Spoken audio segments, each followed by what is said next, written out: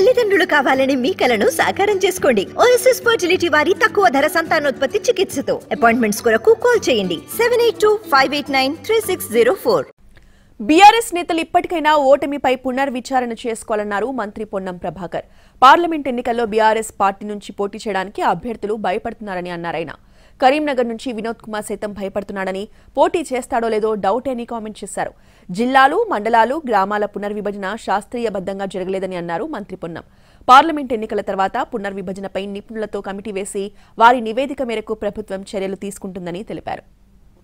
మీరేమి చేసిరో ఒకసారి పునరాలోచన చేసుకోండి. అయిపోయింది.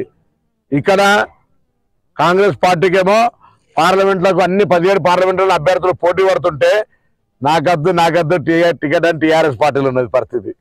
ఇక్కడ వినోదరావు కూడా పోటీ చేస్తున్న చర్యలు భయపడుతుండట. జిల్లాల పునర్విభజన, మండలాల పునర్విభజన, గ్రామాల పునర్విభజన వాటన్నిటికీ సంబంధించి పార్లమెంట్ ఎన్నికల తర్వాత శాస్త్రీయబద్ధంగా ఉండడానికి న్యాయ నిపుణులతోటి లేదా పంచాయతీరాజ్ నిపుణులతోటి జడ్జిలు సిట్టింగ్గా రిటైర్డ్ జడ్జిలతో ఒక కమిటీ వేసి ప్రజల ఆకాంక్షలకు అనుగుణంగా పునర్విభజనకు సంబంధించిన ఏర్పాట్లు చర్యలు తీసుకోబడతాయి అనేటువంటి మాట ఈ సందర్భంగా ప్రభుత్వ నిర్ణయం ఇది.